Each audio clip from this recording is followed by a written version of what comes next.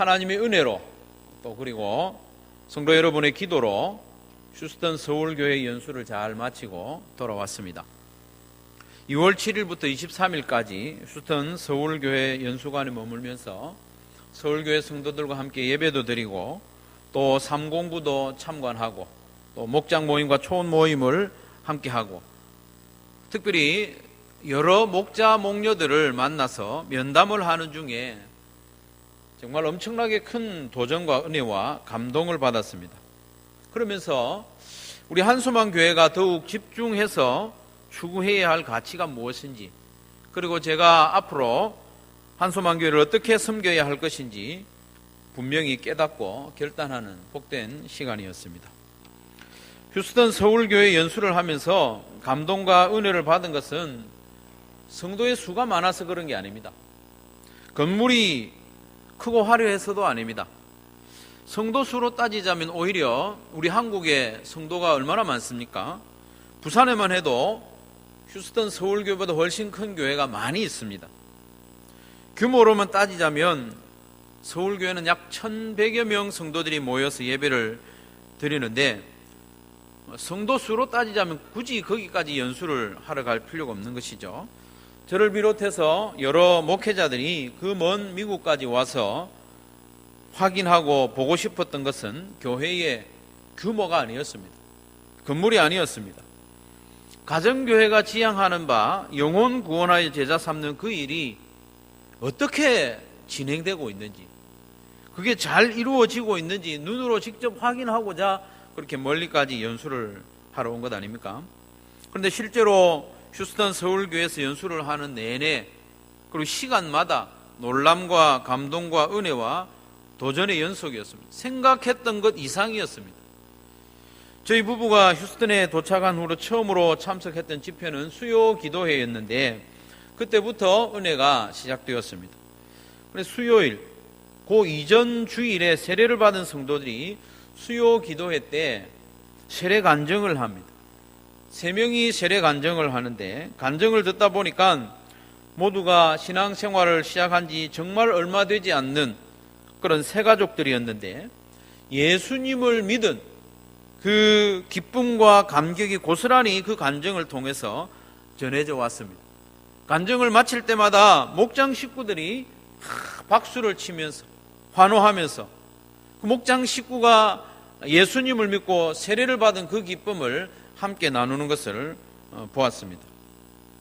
더 놀란 것은 수요일이 지난 그 다음 주일에 또 6명이 세례를 받는 거예요. 1부 때 3명, 2부 때 3명, 그렇게 세례를 받는 거예요.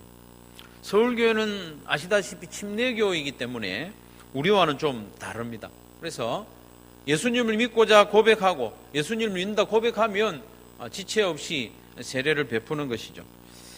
그렇게 세례를 받는 감격을 경험하는 그런 예배가 거의 매주일 이어지고 있는 것을 보았습니다.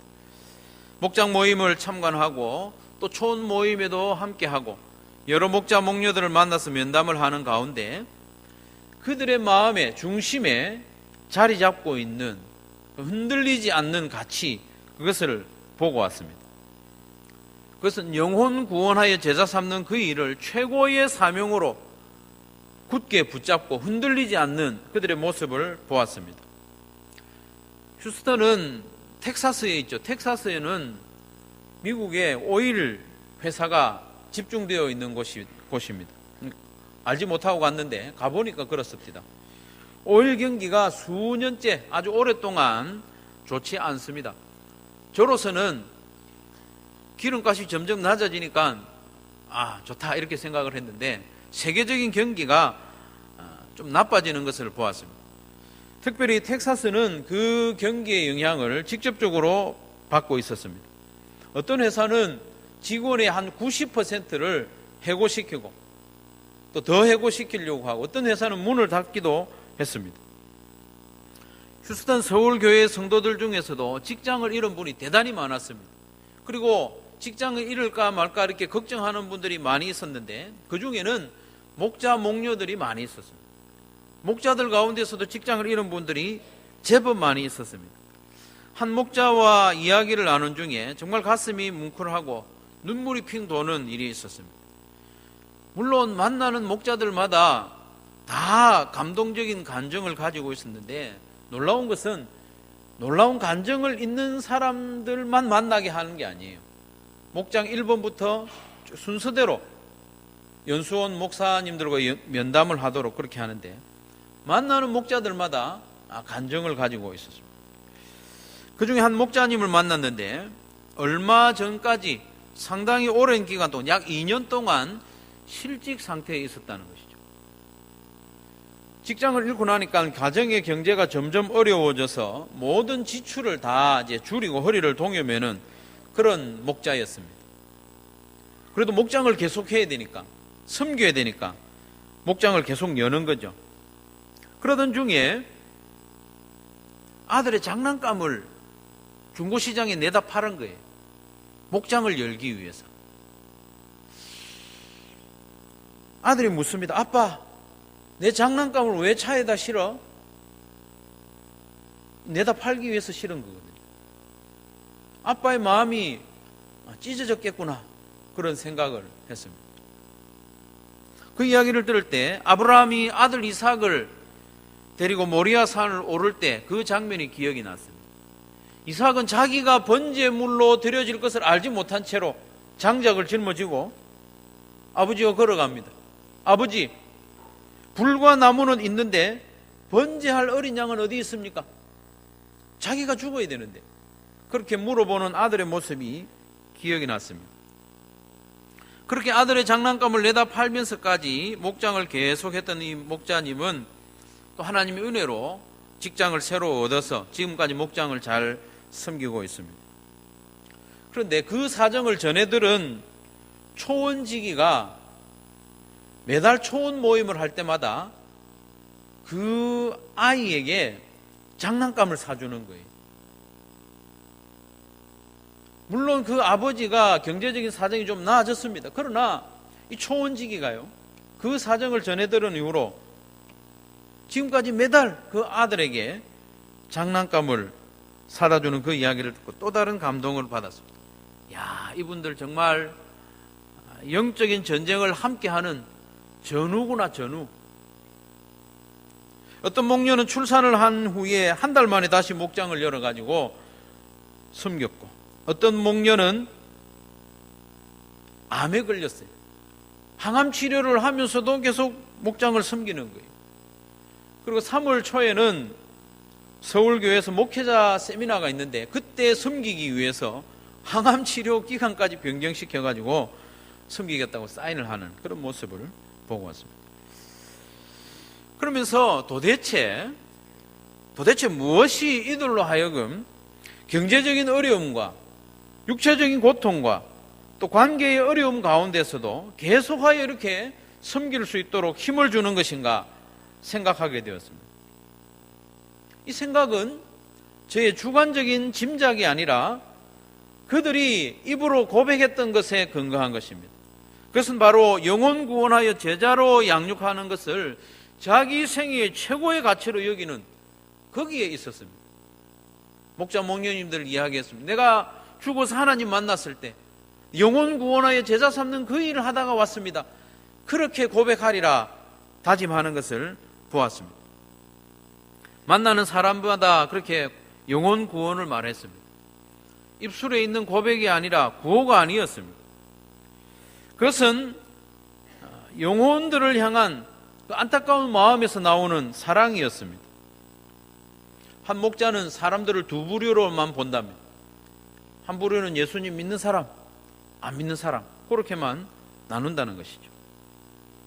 실직을 당하기도 하고 질병에 걸리기도 하고 섬기다가 관계에 상처를 받기도 하고 실망을 하는 와중에서도 계속 섬길 수 있었던 것은 그들이 하나님 아버지의 마음을 알았다는 것입니다.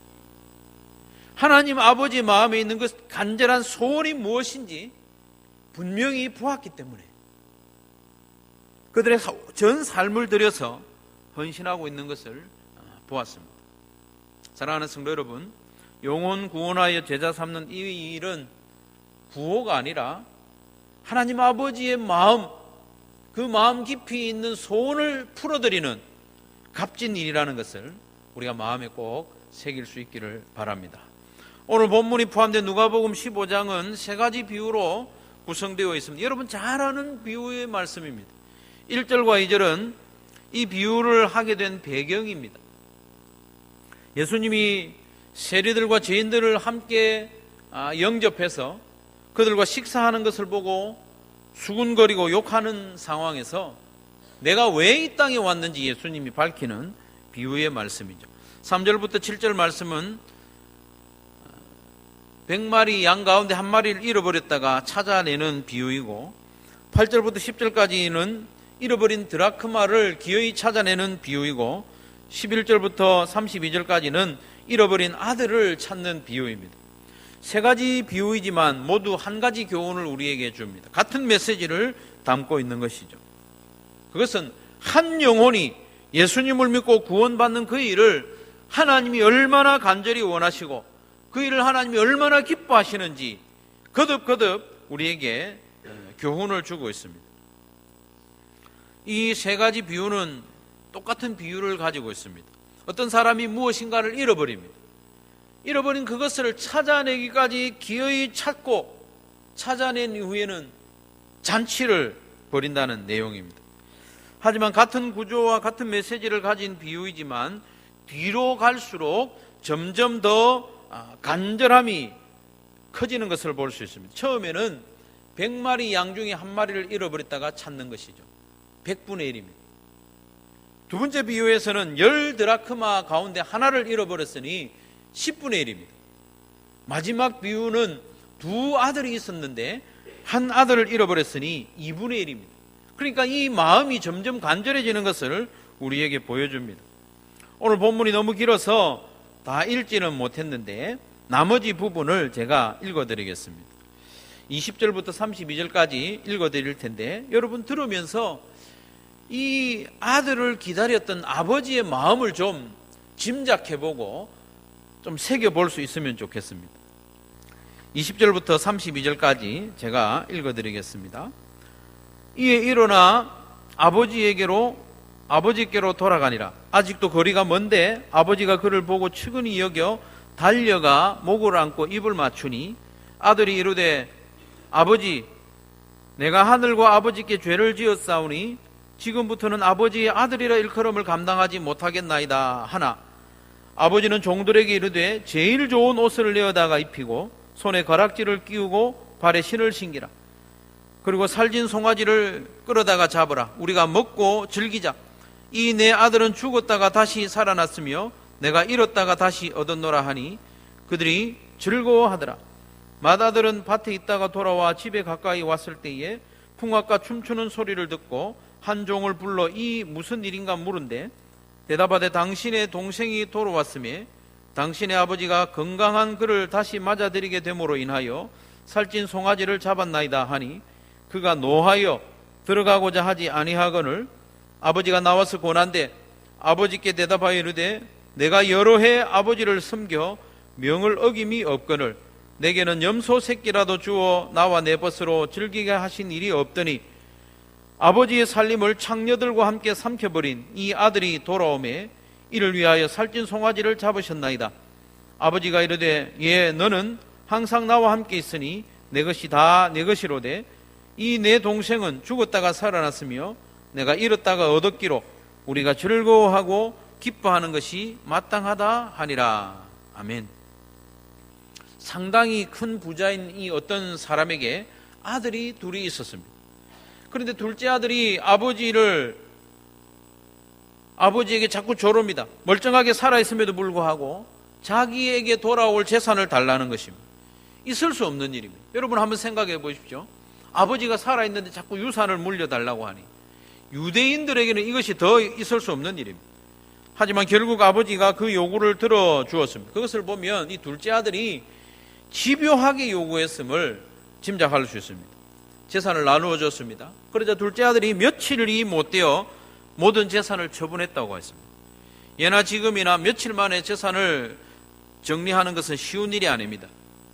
아버지의 귀한 재산을 아마 헐값에 다 팔아치운 것입니다.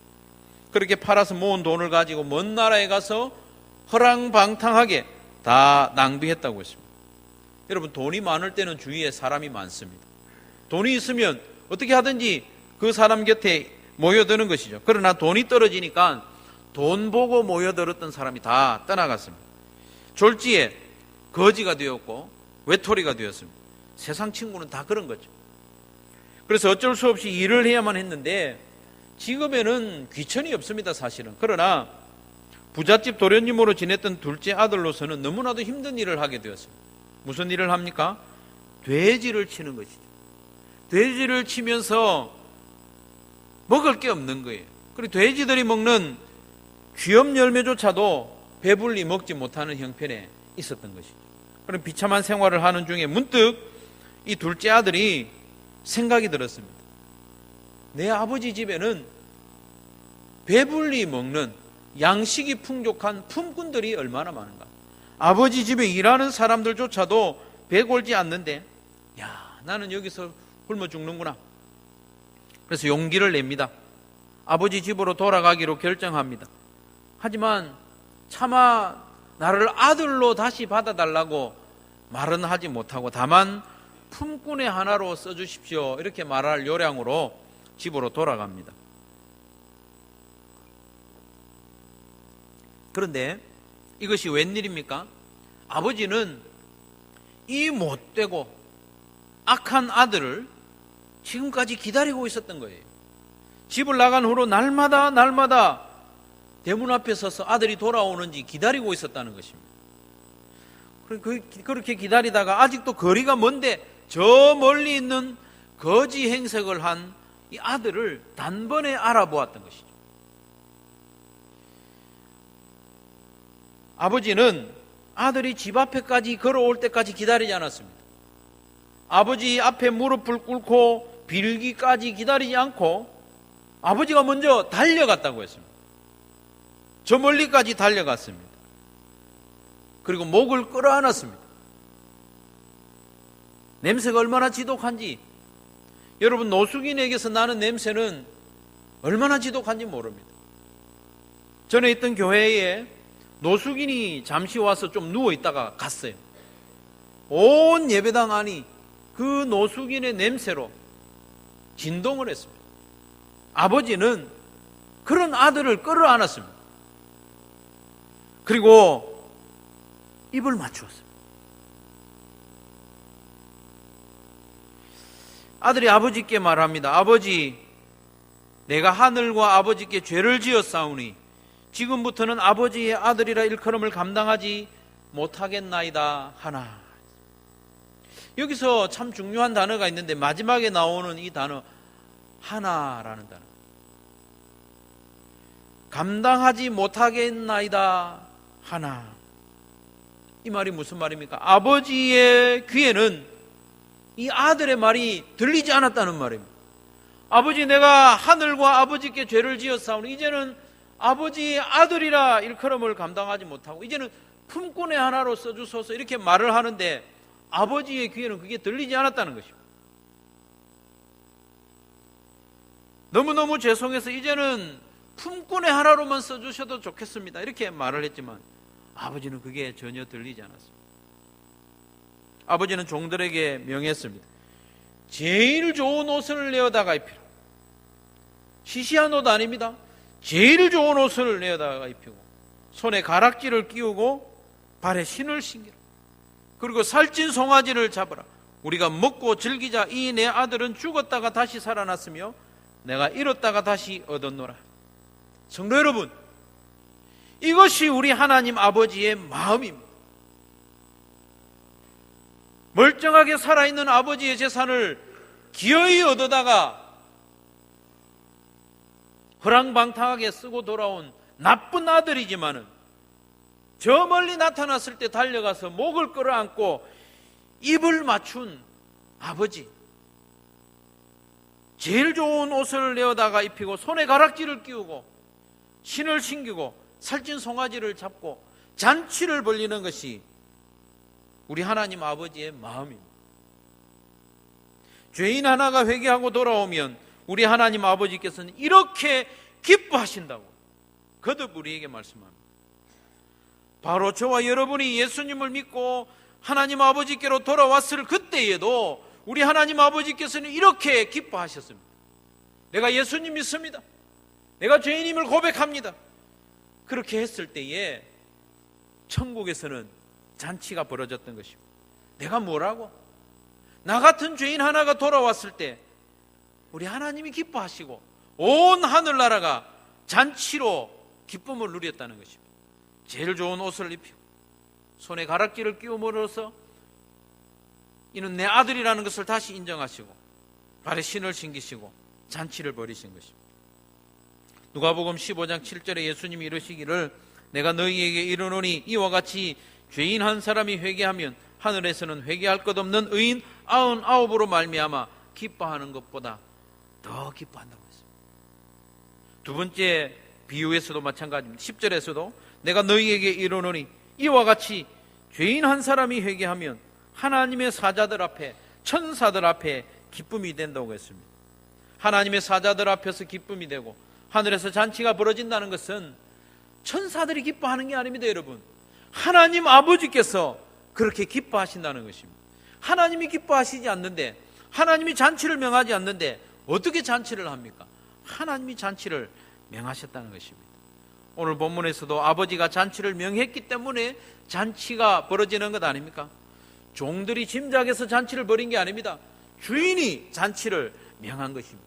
사랑하는 성도 여러분, 하나님의 자녀인 우리 한 사람 한 사람은 천국 잔치의 이유가 됩니다.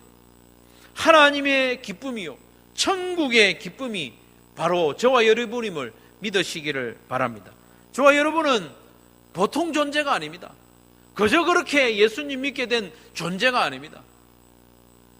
하나님께서 잔치를 명하신 너무나도 존귀한 존재임을 여러분 믿으시기를 바랍니다. 한번 따라하겠습니다. 나 그런 사람이야. 저와 여러분은 그런 사람입니다. 사람들이 보기에 시시하게 보이고 볼잘것없게 보일지라도 나 한 사람으로 말미암아 천국에서 잔치가 벌어진 그런 존귀한 존재임을 잊지 않고 그렇게 살아갈 수 있기를 바랍니다. 옆에 사람에게 인사하겠습니다. 몰라봬서 죄송합니다. 여러분, 시시하게 보이는 이 사람, 그 사람을 통해서 천국에서 잔치가 벌어졌습니다. 우리는 알아봐 줘야 됩니다. 그런데 앞에 나오는 두 가지 비유를 보면 이 세 번째 비유에서도 24절로 마치는 것이 좀 자연스러워 보입니다. 24절까지 보면 잃어버린 아들이 돌아오고 다시 찾아서 잔치를 했으니 그걸로 끝나도 됩니다. 이 내 아들은 죽었다가 다시 살아났으며 내가 잃었다가 다시 얻었노라 하니 그들이 함께 즐거워했다고 했습니다. 함께 즐거워하는 것으로 이 비유를 마쳐도 될 것 같은데 이 세 번째 비유는 25절부터 32절까지 계속 이어집니다. 맏아들의 반응을 좀 이야기하기 위해서 그렇죠. 이 맏아들의 반응을 이야기하면서 하나님 아버지의 마음과 소원을 좀 더 자세하게 우리에게 소개하고 있습니다. 맏아들은 둘째 아들과 비교할 때에 대단히 성실한 아들입니다. 나도 맏아들은 밭에 나가서 열심히 일하고 돌아왔습니다. 집에는 품꾼이 많았기 때문에 굳이 이 첫째 아들이 밭에 나가서 일하지 않아도 될 것 같아 보입니다. 그러나 아들은 게으름 피우지 않고 열심히 일했습니다. 29절에 보면 맏아들은 스스로 고백하기를 내가 스스로 여러 해 아버지를 섬겨 명을 어김이 없었다고 했습니다. 열심히 일하고 아버지가 시키는 일을 다 했습니다. 맏아들은 아버지의 재산을 낭비하지도 않았고 게으름을 부리지도 않고 성실하게 일했습니다. 아버지의 명을 거스르지도 않았습니다. 그야말로 이 맏아들은 모범생이었습니다. 그러나 한 가지 부족한 것이 있어. 그것은 바로 아버지의 마음을 몰랐습니다. 아버지 마음 깊은 곳에 있는 소원을 몰랐던 것입니다. 아버지의 소원은 이 맏아들이 열심히 일하는 것이 아니었습니다. 재산을 더 늘리고 가산을 잘 돌보는 그것이 아버지의 소원이 아니었습니다. 아버지의 소원은 집을 나간 그 못된 아들, 둘째 아들이 돌아오는 것입니다. 아버지의 마음을 상하게 하고 나갔던 그 둘째 아들을 찾아내는 것이 아버지의 소원이었습니다. 그런데 맏아들은 열심히 일만 했습니다. 아침 일찍 일어났어, 밭으로 나갔어, 성실하게 일했어. 그러나 이 맏아들이 아침 일찍 나갈 때 아버지가 왜 문 앞에 서 있는지, 하루 종일 일하고 돌아올 때 아버지가 왜 이 문 앞에 아직도 서 있는지 그 마음을 알아채지 못했던 것입니다. 아니, 어쩌면 모른 척 했을 수도 있습니다.